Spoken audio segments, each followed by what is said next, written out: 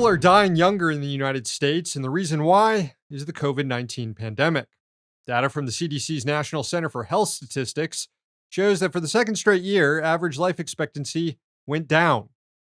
It went from 77 years in 2020 to 76.1 years in 2021, which is the lowest level since 1996. Back in 2019, it stood at 78.8 years. So it's been a pretty dramatic decline over the last 2 years. In fact, it's the largest 2-year decline since the 1920s.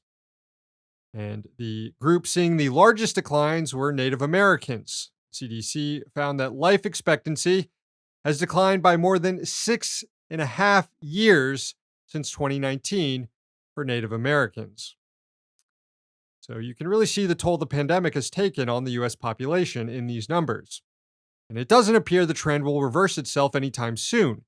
Infections and hospitalizations are still at persistently high levels, and thousands are still dying every week.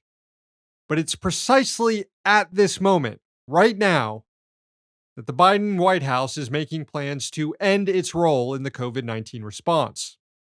On Tuesday, the Department of Health and Human Services met with a bunch of healthcare profit seekers to go over plans to transition the pandemic response away from the government and toward the private sector. In a blog post, Dawn O'Connell, the Assistant Secretary for Preparedness and Response at HHS, said, quote, "Today's meeting was just one stepping stone on the path to full commercialization of COVID-19 countermeasures." She stressed that this is always what the administration wanted to do, but because Congress didn't provide enough funding to continue the response, this transition to for-profit companies had to be accelerated. Government gave estimates on when it will get out of the game, when it will stop paying for vaccines and treatments. This new batch of vaccines that will be rolled out in the fall and winter will be the last batch the government purchases, 170 million doses, and HHS says they will run out in January 2023. Then, quote, "It will need to transition these activities to the commercial market, similar to seasonal flu or other commercially available vaccines." Also, all the therapeutics that the government purchased and administered, from monoclonal antibodies to Paxlovid, those will be gone by early to mid-2023. And after that, HHS says it will expect to transition these products to, you guessed it, the commercial market. On the testing front, the Biden administration said it was temporarily putting an end to its free COVID testing program, which allowed people to receive rapid tests through the mail. Friday is your last chance to order some indefinitely.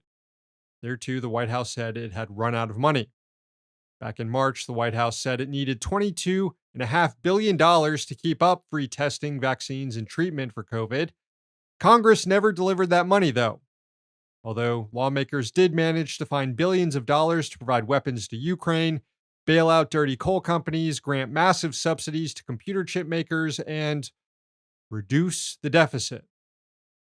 Commercialization of the COVID response will mean increased costs for people who need treatment. It will also likely lead to increased health insurance costs now that providers have to negotiate prices with vaccine and treatment manufacturers. And it will also mean that 30 million people who don't have health insurance could be locked out of receiving care. But think of the profits that will be made, huh? Think of the profits. They're going to be tremendous. Hey, thanks for watching. Hit the subscribe button so you don't miss any of our new videos. Also, if you want to see Means Morning News in its complete form, not just the clips we post here, head on over to Means TV and get access to all our new episodes and our entire backlog, plus tons of other great movies and original TV shows.